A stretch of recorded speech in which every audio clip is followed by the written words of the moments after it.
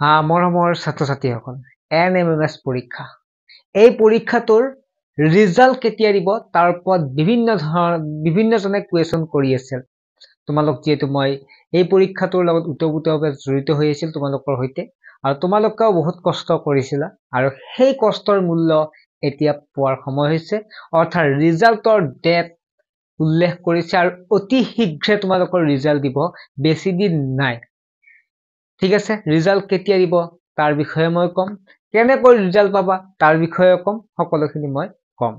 ছাত্ৰ-ছাত্ৰীসকল, তাৰ আগতে তোমালোকক এটা কথা জনাই থওঁ, এটা ভাল খবৰ, তোমালোকক অনলাইন ক্লাছ লৈ অহা হৈছে ক্লাছ 6ৰ পৰা ক্লাছ 10লৈকে। কোনোবা যে তোমালোকৰ দাদা বাইদেউ আছে, তোমালোকৰ কোনোবা ভাইটি ভণ্টিও আছে, তেতিয়াহ'লে আমাৰ ক্লাছত জইন হ'ব পাৰিব, আৰু তোমালোকেও পাৰিবা। এতিয়া ক্লাছ 8ৰ ক্লাছ হৈ আছে, কিন্তু এই 8ৰ ক্লাছ অৰ্থাৎ বছৰেকীয়া পৰীক্ষালৈকে ফ্ৰী কৰি পঢ়িব পাৰিবা যিসকল ছাত্ৰই ক্লাছ 9ত এডমিশ্যন লয়, অৰ্থাৎ এডমিশ্যন হৈ আছে। এতিয়া তোমালোকক কৈ থওঁ, তোমালোকে জানা যে টিউশ্যনটোত কিমান পইচা দিব লাগে, তোমালোকৰ মা দেউতাই কিমান কষ্ট কৰি সেই পইচা যোগাৰ কৰি দিয়ে, বহুতে উপলব্ধিয়ে কৰিব নোৱাৰে। 12 দিনত 600 টকা দিব লাগে, এমাহত কিমান দিব লাগে ভাবা। লগতে যাওঁতে আহোঁতে খৰচ থাকিলে, গতিকে তেনেকুৱা ছাত্ৰ-ছাত্ৰীৰ সুবিধাৰ্থে সেই অভিভাৱকসকলৰ প্ৰতি সঁহাৰি জনাই তেওঁলোকৰ সকাহ দিয়াৰ বাবে আমি অনলাইন ক্লাছ লৈ অহা হৈছে মাত্ৰ 99 টকা, আৰু যদি এবছৰৰ কাৰণে লোৱা তাতকৈ কম পইচাত পৰিব। গতিকে কোনোবা ছাত্ৰ-ছাত্ৰীয়ে জইন হ'ব বিচাৰে যে হ'ব পাৰে, তোমালোকে দেখা পাইছা এই মাহ কিমান দিব লাগে টকা তোমাৰ স্ক্ৰীনত আহি আছে। এতিয়া কথাটো হ'ল জইন কেনেকৈ হ'বা, জইন এতিয়াই হৈ লোৱা, অফাৰ চলি আছে, তোমালোকে এতিয়া জইন হ'লে সুবিধা হ'ব। আৰু মাৰ্চত তোমালোকে মাৰ্চৰ লাষ্টত বছৰেকীয়া পৰীক্ষাৰ পিছত দুটামান এক্সট্ৰা ক্লাছ কৰা হ'ব, এসপ্তাহ 2 সপ্তাহ 15 দিনমান। কি এক্সট্ৰা ক্লাছ?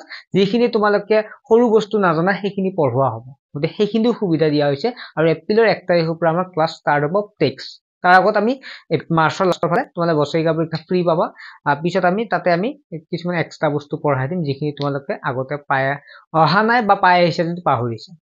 যিটো হোৱাটছএপ নম্বৰ দিছে, হোৱাটছএপ নম্বৰতে SMS কৰিব। বহুতে ক'ব পাৰে যে আপুনি এইবিলাক কৈয়ে দেখোন খেদালে। হয়, মই এইটো কাৰণে কৈছোঁ, দুখীয়া ছাত্ৰ-ছাত্ৰীয়ে যে নাজানে, সকলোৱে মধ্যবিত্ত ছাত্ৰ-ছাত্ৰী পঢ়িব পাৰে, গতিকে মোকে সকলোৱে কৈ থাকে সুবিধা হৈছে বা ভাল হৈছে, গতিকে সেইকাৰণে কৈছোঁ সকলোৱে গম পাওক বস্তুটো। গতিকে তোমালোকে জইন হ'লে হ'ব পাৰিব। এতিয়া আহিছোঁ ৰিজাল্টৰ কথা, তোমালোকে যিটো ভাবি আছিলা সেই ৰিজাল্ট দিব অহা সপ্তাহত। মই এতিয়া কেনেকৈ গম পালো? তোমালোকে এডমিট কাৰ্ডখন উলিওৱা যদি আছে, এডমিট কাৰ্ডত ধুনীয়াকে লিখা আছে, চোৱা 15 ফেব্ৰুৱাৰী আগত তোমালোকৰ ৰিজাল্ট দিব। তাত কিন্তু এটা মিষ্টেক হৈ আছে, 2024 হৈ আছে, কিন্তু 2025 হ'ব লাগে। ঠিক আছে, গতিকে তোমালোকে দেখা পাইছা, স্ক্ৰীনতো দেখা পাইছা যে 15 তাৰিখৰ আগত, অৰ্থাৎ ফেব্ৰুৱাৰী 15 তাৰিখৰ আগত ৰিজাল্ট দিব। আজিতো কেই তাৰিখ হ'ল? 5 তাৰিখ হ'ল, গতিকে কেইদিন আছে? মোৰ মতে অহা সপ্তাহত দিব লাগে। আৰু যদি কেতিয়াবা কিন্তু এটা কথা মই এতিয়াই কৈ থওঁ, কেতিয়াবা কিন্তু পৰীক্ষাৰ ৰিজাল্টটো পিছুৱাই, আৰু পিছুৱালে কেনেকৈ গম পালা? মই আছো, চিন্তা কৰিব নালাগে, চেনেলটো ছাবস্ক্ৰাইব কৰি ৰাখা, গম পাই যাবা। আৰু ৰিজাল্ট কেনেকৈ পাবা?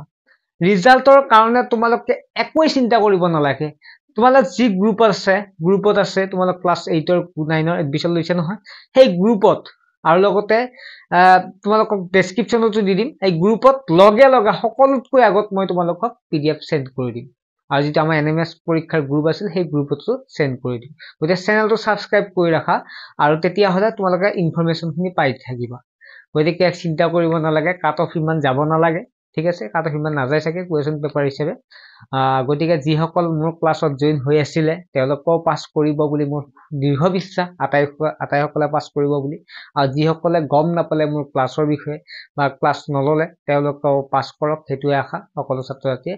আৰু মই ৰিকুৱেষ্ট কৰিম তোমালোকে এই অনলাইন ক্লাছটোত জইন হোৱা, কাৰণ কম পইচাত ভালেখিনি শিকিব পাৰিবা, কনচেপ্ট শিকিব পাৰিবা, ফুল মাৰ্কছ পাব পাৰিবা। আৰু বছৰেকীয়া পৰীক্ষাৰ আগত এইখিনি ভালদৰে পঢ়া, বছৰেকীয়া পৰীক্ষাটো দিব লাগে।